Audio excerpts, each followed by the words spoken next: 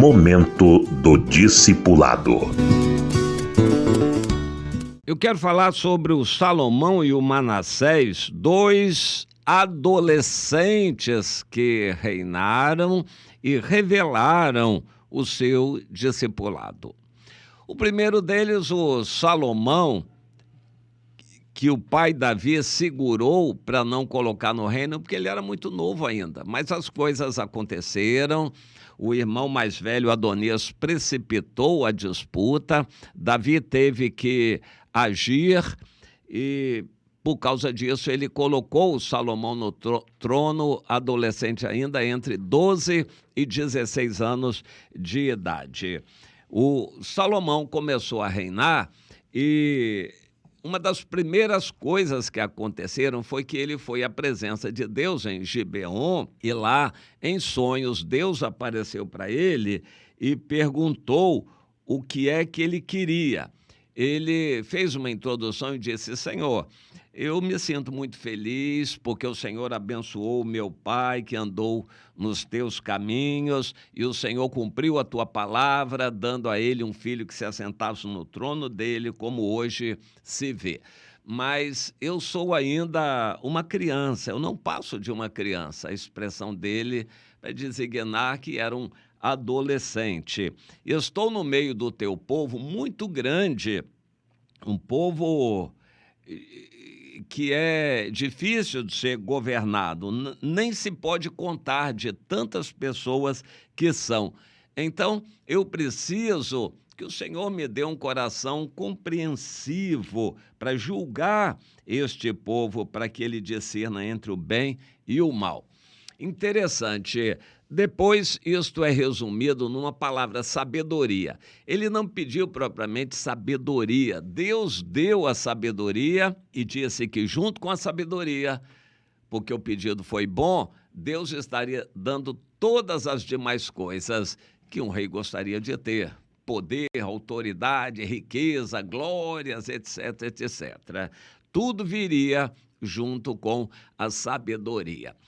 O Salomão pediu a sabedoria específica para julgar o certo e errado e ensinar o povo no bem e no mal. Que o povo aprendesse a discernir essas coisas. Isso é muito sublime e elevado. A maioria dos pastores que eu conheço não tem zelo, não se preocupa em que o povo ande em santidade. Eles querem ver igreja cheia, movimentos, festas, eles querem ter glória humana, eles querem ter honra, pujança na sociedade, eles querem glória humana. Pouquíssimos pastores eu conheço que têm um zelo muito grande para que o seu povo ande corretamente na presença de Deus, ande em santidade e se afaste do mal. Infelizmente, são hoje pouquíssimos esses pastores que se preocupam com isto, como o Salomão se preocupou. Normalmente, os reis querem segurança, eles querem poder, autoridade, que a economia vá bem, eles pedem saúde para eles e para os súditos, sim, os governantes estão preocupados com isto, mas Salomão pediu um coração compreensível para ensinar o povo a discernir entre o bem e o mal, para andar corretamente diante do Senhor. Deus se agradou imensamente daquele pedido. Mas por que razão o Salomão teria pedido isto? Nós lembramos que o Salomão foi fruto de uma crise, uma grande crise, por causa do pecado do seu pai Davi. O Davi foi desleixado para com os filhos. A começar, ele foi mulherengo e teve várias mulheres, várias famílias.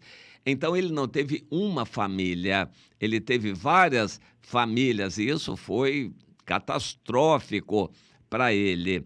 Mas por fim, não bastando ainda as mulheres que ele tinha, Davi ainda foi adulterar com a Batseba, aparentemente recém-casada, não tinha filhos ainda.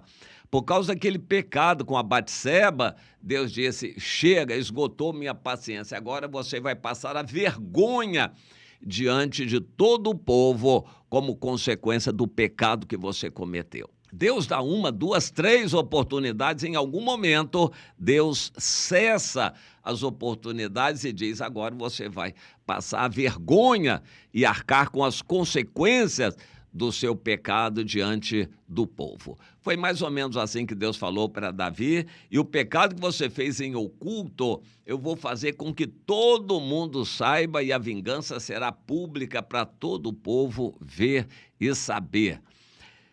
Aquilo se cumpriu, mas pelo fato de Davi ser Davi, ter se humilhado, chorado, compôs salmos naquela ocasião, entre eles o 51, Davi se humilhou verdadeiramente e Deus se agradou daquilo. Como fruto de um sentimento de culpa, Davi cuidou muito bem da Batseba. Ele tinha destruído a vida da Batseba, mandou matar o marido da Batseba. Agora ele era o marido. E então ele colocou a Batseba como preferência dele entre as outras mulheres e se dedicou a Batseba, cuidou com carinho dela. Aparentemente ela teve pelo menos 4 filhos com Davi, o que as outras não puderam ter. Mas a Batseba teve um carinho especial de Davi. O primeiro filho do adultério, Deus fez morrer, para não ter lembrança mais daquilo.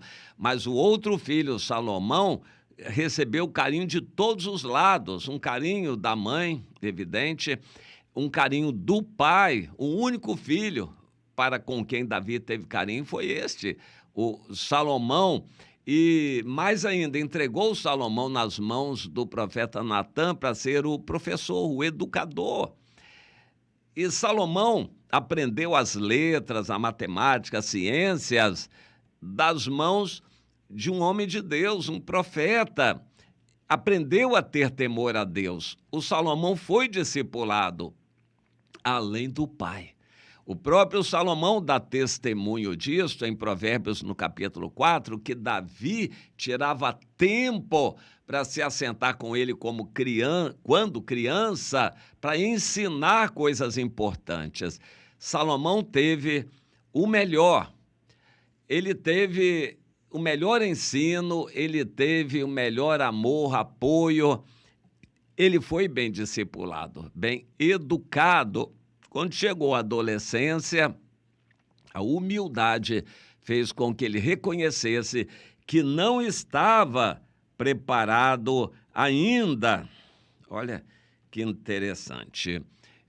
A humildade fez com que ele sentisse que não estava preparado e pediu a Deus essa sabedoria, o coração compreensivo, principalmente para discernir entre o bem e o mal e julgar aquele grande povo. Isso agradou muito a Deus, que deu tudo o que Salomão precisava. O início do reinado de Salomão foi maravilhoso, porque ele pediu a Deus sabedoria, ele foi humilde e fez o que deveria fazer. Agora, quando eu vou lá para o Jeremias, no capítulo 15, Jeremias está discutindo com Deus, intercedendo, pedindo misericórdia, e o Senhor diz: olha, não adianta, eu não vou atender aos seus pedidos, eu vou castigar esse povo com 4 sortes de castigos: espada para matar, cães para os arrastarem, aves dos céus e as feras do campo para devorarem e destruírem.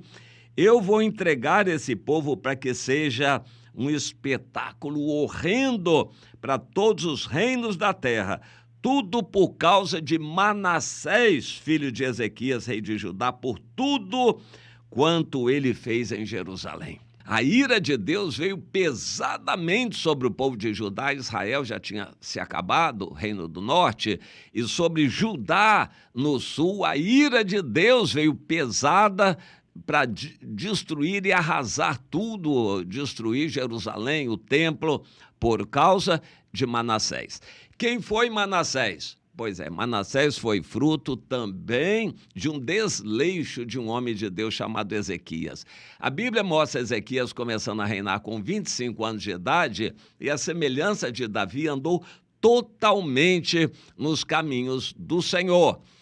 No 14º ano do reinado dele, portanto, com 39 anos de idade, o rei Ezequias sofreu a invasão tremenda do grande império do momento, o Império Assírio, que atacou as cidades de Judá e as destruiu e já tinha cercado Jerusalém. Era questão de poucos dias para Jerusalém cair nas mãos do rei Senaqueribe, da Assíria, e ele clamou a Deus, porque ele foi ensinado a depender de Deus, orou, o profeta Isaías trouxe a palavra de Deus, e o Senhor operou um grande milagre, um grande livramento, e a partir dali, o Ezequias se tornou famoso no mundo inteiro. Aí Deus falou com ele: o meu servo, está na hora de partir, prepara a sua casa, porque você vai partir. Ele não entendeu. 39 anos de idade, Senhor, eu sou novo ainda, deixa eu viver mais, eu quero aproveitar a vida. Ele achou que a morte seria uma punição. Não seria, seria uma promoção. Mas ele orou muito e suplicou: Deus, deixa eu viver mais um pouco. Senhor, não me leve agora. Você conhece alguém que está brigando com a morte? Não quero morrer, a doença está aqui, mas eu não quero morrer, Senhor. Ele fica brigando com a morte, gasta tudo, faz tudo, pede oração para todo lado, porque a pessoa não quer morrer. A gente deveria desejar estar com o Senhor e partir quando Deus quisesse, o que é incomparavelmente melhor. O apóstolo Paulo mostra isso, eu já senti muitas vezes isso, e seria bom a gente pensar assim: Senhor, se o Senhor quiser me levar hoje, amém, eu quero estar preparado e quero estar sorrindo. Essa é a minha garantia de que eu nunca mais vou perder a salvação, de que eu não vou me afastar de Ti. Senhor, se o Senhor quiser me levar, eu estou pronto. Se o Senhor me deixar, eu quero trabalhar o tempo todo, minha vida é Tua. Pois é, o Ezequias não pensou assim. O Ezequias quis viver mais e o Senhor disse: tá bem, você quer? Pediu? Eu vou dar mais 15 anos de vida para você. Eu acho que é das piores coisas que podem nos acontecer a gente saber quando é que vai partir. Porque com 15 anos de vida, ele poderia viver 14 anos do jeito que ele quisesse e no último ano ele se voltaria para o Senhor, contando com a misericórdia de Deus. E foi mais ou menos isso que aconteceu. E ele se ensoberbeceu, se tornou uma figura internacional. O Ezequias aproveitou a vida e se deu bastante à carne, inclusive, como uma desgraça que ele gerou foi o filho Manassés, que foi gerado naquele período. Com 12 anos começou a reinar e foi uma praga, despertou a ira de Deus. O Manassés não teve discipulado, não teve ninguém que ensinasse o caminho. Mas e o pai? Não, o pai já era outro Ezequias. Naqueles últimos 15 anos era um Ezequias carnal, mundano, materialista, soberbo. A Bíblia diz que ele se exaltou, foi um Ezequias vaidoso, um Ezequias mundano, que não teve zelo para com Deus e não discipulou o filho que seria rei no lugar dele. Que coisa tremenda. O Manassés começou a reinar com 12 anos e foi um péssimo rei. Desde o primeiro dia, ele não foi discipulado. Eu queria enfatizar isto, a importância de nós cuidarmos das pessoas desde o primeiro dia que vem para o nosso meio e dos filhos, desde bebês ainda, os pais amarem, ensinarem a palavra de Deus, cantarem, louvarem, orarem, glorificarem a Deus com os filhos ainda pequenos. Isto é um bom investimento. Mas existem pais desleixados que vão deixando o tempo passar. Depois eles estarão como o rei Ezequias, vendo lá da glória, né? Amargando o filho, fazendo o que fez aqui na terra. Que você entenda isto. O Salomão foi discipulado com todo carinho. O Manassés não foi. Ambos começaram a reinar adolescentes ainda, e o caminho de ambos foi muito diferente. Deus quer preparar uma nova geração melhor. Não vai haver tempo para uma nova geração. A nossa já é que vai ver o arrebatamento. Os sinais estão se cumprindo, mas há uma possibilidade de uma nova geração espiritual, pessoas que estão se convertendo agora, que estão se voltando para Deus agora. Meu irmão, largue qualquer outro projeto de vida para você se dedicar a cuidar dessas vidas, discipular esses que ainda podem dar fruto antes de Jesus voltar. Isto é o projeto mais maravilhoso que possa haver, você fazer discípulos. Peça a Deus discernimento, entendimento disso e decida isso. Senhor, eu quero aproveitar esses dias finais aqui na terra que o Senhor me der até a tua volta, fazendo discípulos e investindo lá no céu, tesouros no céu para a glória, é o que eu quero fazer. Senhor, não me deixe colocar o coração aqui no mundo, nas coisas que há no mundo, televisão, celular, internet, prazeres, carnalidade, comidas e bebidas. Não me deixe amar isso, não me permita, Senhor, amar essas coisas. Diga isto para Deus de todo o seu coração.